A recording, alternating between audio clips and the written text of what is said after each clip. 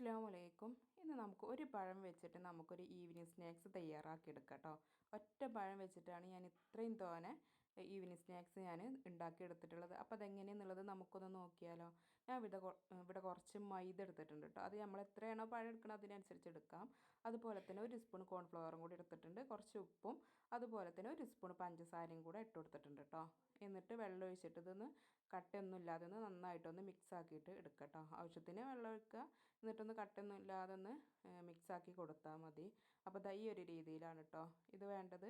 ഇനി ഞാനിതാ ഇവിടെ ബ്രെഡൊന്ന് പൊടിച്ചെടുത്തിട്ടുണ്ട് കേട്ടോ. ബ്രെഡൊന്ന് പൊടിച്ചെടുത്തിട്ടുണ്ട്. അതുപോലെ തന്നെ പഴം ഇതേപോലെ റൗണ്ട് ഷേപ്പിലാണ് കേട്ടോ ഞാൻ കട്ട് ചെയ്തെടുത്തിട്ടുള്ളത്. ഇനി ഇത് ഞാൻ ഈ മാവിൽ മുക്കിയിട്ട് ഈ ബ്രെഡ് ക്രംസിലൊന്ന് ഒന്നാക്കി കൊടുക്കുക കേട്ടോ. ഇനി നമുക്ക് ഓരോന്നോരോന്നായിട്ട് ഇതേപോലെ തന്നെ ഒന്ന് ചെയ്തെടുക്കാം. പഴം ഇനിയിപ്പോൾ നിങ്ങൾക്ക് ഏത് ഷേപ്പിൽ വേണമെന്നുണ്ടെങ്കിലും കട്ട് ചെയ്തിട്ട് എടുക്കാം കേട്ടോ.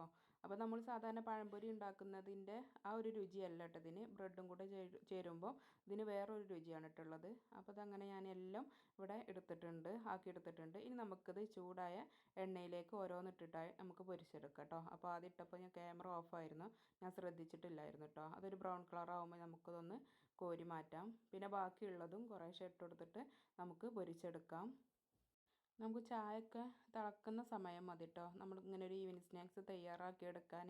ഒരു പഴം വെച്ചിട്ട് തന്നെ നമുക്ക് കുറേ ഉണ്ടാക്കിയെടുക്കും ചെയ്യാം. കുട്ടികൾക്ക് ഒരുപാട് ഇഷ്ടമാവും ചെയ്യും കേട്ടോ. എന്നും ഒരുപോലത്തെ രീതിയിലാണ് നമ്മൾ പഴംപൊരി ഉണ്ടാക്കണമെന്നുണ്ടെങ്കിൽ ഈ ഒരു രീതിയിൽ വേണമെന്നുണ്ടെങ്കിൽ നിങ്ങൾക്ക് തയ്യാറാക്കി കൊടുക്കാം കേട്ടോ. മക്കൾക്ക് നല്ല ഇഷ്ടമാവും ചെയ്യും, ചൂടോടെ തന്നെ കഴിക്കും ചെയ്യാം കേട്ടോ. അപ്പോൾ അത്രയേ ഉള്ളൂ ഇന്നത്തെ ഈ ഒരു ഈവനിങ് സ്നാക്സിൻ്റെ റെസിപ്പി. നിങ്ങൾക്ക് ഇഷ്ടപ്പെട്ടിട്ടുണ്ടെന്നുണ്ടെങ്കിൽ സബ്സ്ക്രൈബ് ചെയ്ത് കണ്ടൊന്ന് സപ്പോർട്ട് ചെയ്യാം കേട്ടോ. മറ്റൊരു റെസിപ്പിയുമായിട്ട് അടുത്ത ദിവസം വരുന്നത് വരേക്കും എല്ലാവർക്കും അസ്സലാമു അലൈക്കും.